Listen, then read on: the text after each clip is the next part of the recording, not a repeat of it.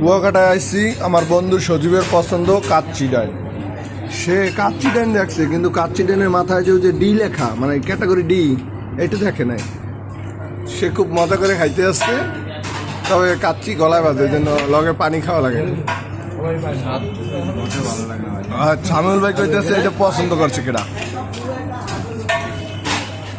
বন্ধু ভাবলেন নিরীহ মানুষ আর যা খাওয়ায় এই খায়।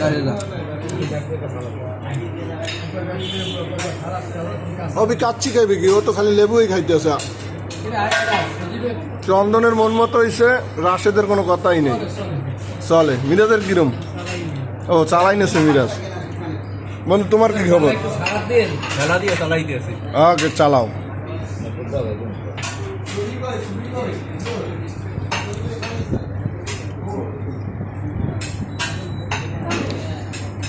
না তবে তারা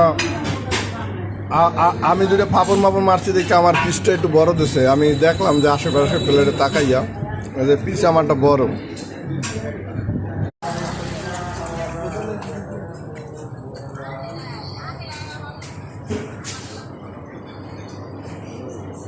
ও তুই যে ঢুকছো, তোদের কি কাচ্চি ট্রেনে খাওয়ার টাকা আছে? তুই যে ঢুকছোস, তোরা আসছ না? তুই কই আলাই